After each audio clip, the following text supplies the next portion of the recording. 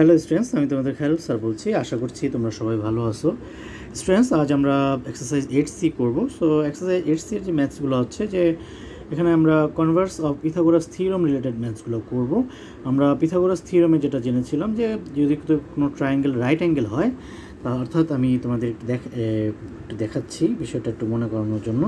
যে ধরো এটা হচ্ছে right angle triangle, sorry student আমি ফ্রি হ্যান্ড রাখলাম, এই জন্য একটু আঁকাবাঁকা হলো আর কি। রাইট অ্যাঙ্গেল ট্রায়াঙ্গেল, তাহলে এটা হচ্ছে হাইপোটেনিয়াস। আমরা ধরো এটা যদি এ দেই, এটা বি দেই, এটা সি, তাহলে এই সি হবে হাইপোটেনিয়াস, আর এই দুটার যে কোনো একটা অ্যাডজাসেন্ট অ্যান্ড অপোজিট, ঠিক না? তাহলে এখান থেকে আমরা লিখতে পারি সেটা হচ্ছে AC square equals to AB square plus BC square.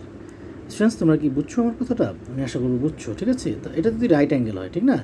Right angle হলে হবে আমাদের এই ফর্মুলাটা, hypotenuse square equals two adjacent square plus basis adjacent square plus opposite square. So students, এখানে আমি আরেকটা কথা যেটা বলতে চাচ্ছি যে এখন এই কনভার্স অফ পিথাগোরাস থিওরামটা হচ্ছে যদি আমাদের AC square equals to AB square plus BC square, অর্থাৎ আমাদের হাইপোটেনিয়াস স্কোয়ার ইকুয়ালস টু আমাদের যদি adjacent square plus opposite square হয় তাহলে সেটা হবে কি রাইট অ্যাঙ্গেল ট্রায়াঙ্গেল। অর্থাৎ আমরা পিথাগোরাস থিওরাম থেকে যেটা জেনেছি, রাইট অ্যাঙ্গেল ট্রায়াঙ্গেল হলে আমাদের হবে কি hypotenuse square equals to adjacent square plus opposite square. কিন্তু কনভার্স অফ পিথাগোরাস থিওরামটা হবে যে আমাদের যদি এইচ স্কোয়ার অর্থাৎ hypotenuse square equals to A square plus O square অর্থাৎ adjacent square plus opposite square হয়, তাহলে সেটা হবে কি রাইট অ্যাঙ্গেল ট্রায়াঙ্গেল, ঠিক আছে? সেটা আমরা অ্যাঙ্গেল থেকে আমরা সাইডে আসছিলাম, কিন্তু এখানে আমরা সাইড থেকে অ্যাঙ্গেলে যাবো, অর্থাৎ সাইড দ্বারা অ্যাঙ্গেলকে আমরা প্রুভ করবো, ঠিক আছে?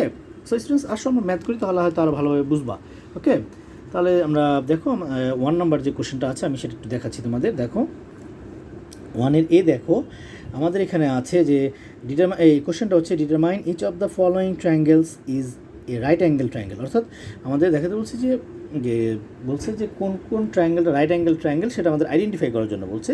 So for each of the triangle state the right angle, each of the triangle state the right angle. So আমরা 1 নাম্বারটা একটু দেখি। আসো বলছে যে ABC given that AB equals to 16 centimetre, BC equals to 63 centimeter and AC equals to 65 meter। অর্থাৎ দেখো এখানে আছে given that AB equals to 16 centimeter, BC equals to 63 centimeter, AC equals to 65 centimeter। Okay students, তাহলে এখানে দেখো larger side হচ্ছে 65, ঠিক না? তাহলে আমরা এখানে দেখো করি, তাহলে আমরা এসি স্কোয়ার ইকুয়ালস টু লিখতে পারি 65 হোল স্কোয়ার। তো এখানে আসবে 4225 সেন্টিমিটার স্কোয়ার, ঠিক না? যেহেতু এখানে সেন্টিমিটার আছে। অ্যান্ড নেক্সট যে সাইডগুলো আছে সেগুলো হচ্ছে যে আমরা লিখতে পারি তোমার বিসি স্কোয়ার লিখি, ঠিক আছে? তাহলে 63 হোল স্কোয়ার, তাহলে বাই ইউজিং ক্যালকুলেটর আমরা এখানে যেটা পাচ্ছি সেটা হচ্ছে কি দেখো বিসি স্কোয়ার হয় আমাদের 3969, ওকে? অ্যান্ড আমাদের ফাইনালি যেটা আছে সেটা হচ্ছে যে এবি স্কোয়ার। সো আমরা এখানে লিখতে পারি 16 হোল স্কোয়ার ইকুয়ালস টু আমাদের এখানে ক্যালকুলেটর স্কোয়ার আমরা যেটা ভ্যালুটা পাই সেটা হচ্ছে 256। সো স্টুডেন্টস, আমি বলছিলাম যে hypotenuse square equals two adjacent square plus opposite square যদি হয় তাহলে হবে কি সেটা রাইট অ্যাঙ্গেল ট্রায়াঙ্গেল। তাহলে এখানে আমরা যেহেতু এখানে লার্জার সাইড হচ্ছে তোমার 65, ঠিক না? তাহলে আমরা এখানে যেটা করতে পারি so BC square plus AB square, হ্যাঁ এখানে এটা কত আসে আমরা দেখি 3969 প্লাস 256, তাহলে এটা অ্যাড করলে আমাদের আসে দেখো আমরা ক্যালকুলেটর ইউজ করে এটা যেটা পাই সেটা হচ্ছে 4225। দেখো এটা কিন্তু এখানে আমাদের এসি স্কোয়ার হয়ে গেল, ঠিক আছে? তাহলে equals to AC square. So আমরা ফাইনালি লিখতে পারি কি দেখো AC square equals to BC square plus AB square. So triangle ABC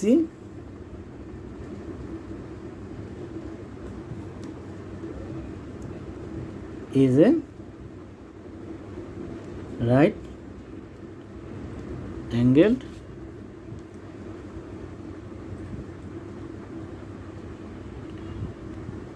triangle. Okay students, আমি আশা করব তোমরা সবাই এই পর্যন্ত বুঝতে পারছো। তারপরও কারো কোনো কোশ্চেন থাকলে আমাকে বলবো অবশ্য, ঠিক আছে? আচ্ছা, তাহলে স্টুডেন্টস আসো আমরা এখন বি নাম্বারটা করি।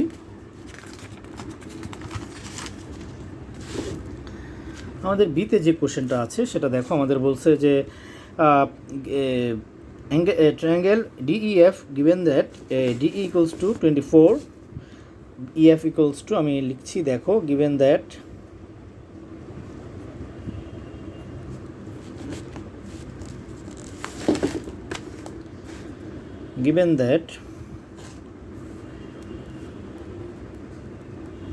DE equals to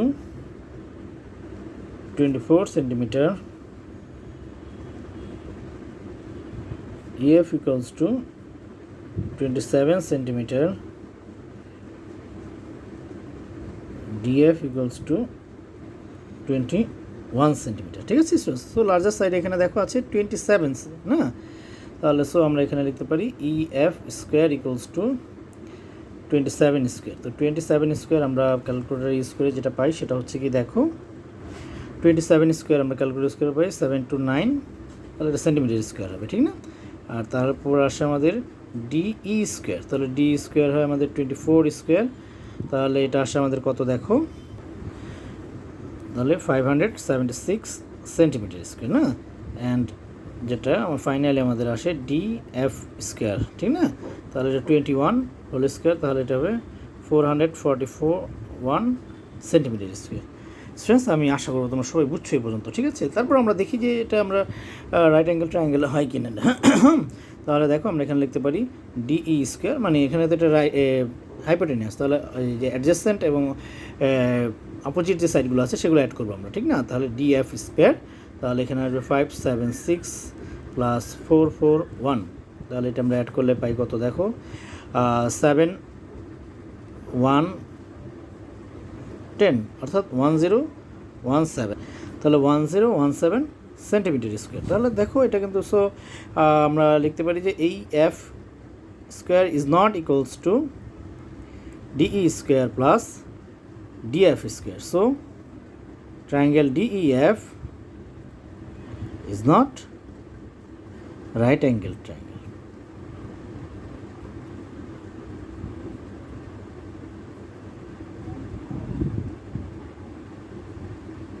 okay students, ঠিক আছে। আমি আশা করবো তোমরা সবাই বুঝছো এই পর্যন্ত। তারপরও কারো কোনো কোশ্চেন থাকলে অবশ্যই আমাকে জানাবা। ওকে, আচ্ছা। তারপরে স্টুডেন্টস আসো আমরা নেক্সট ম্যাথটা করি। নেক্সট আমাদের আছে ডি নাম্বারটা আমি তোমাদের দেখাচ্ছি। আসো ডিতে আমাদের আছে, বলছে যে triangle MON given that MN equals to 5/13 metre, NO equals to 3/13 metre, MO equals to 4/13 metre. হ্যাঁ, তাহলে আমরা লিখে ফেলি given that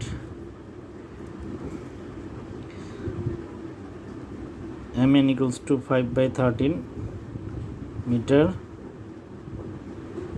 NO equals to 3/13 meter,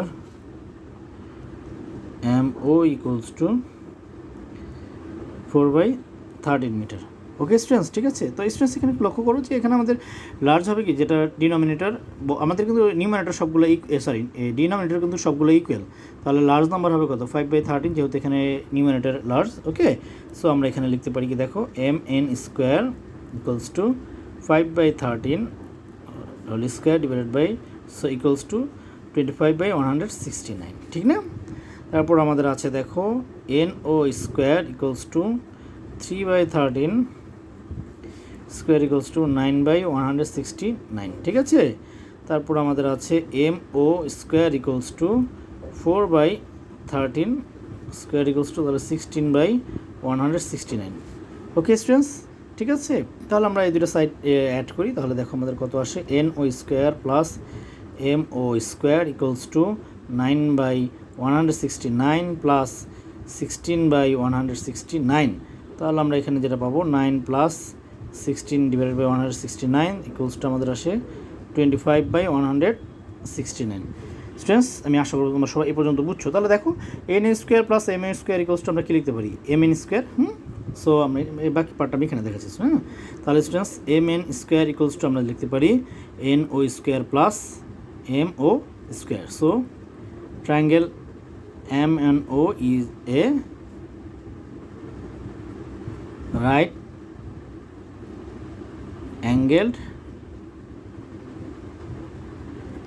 triangle. Okay students, ঠিক আছে, আমি আশা করি তোমরা সবাই বুঝছো।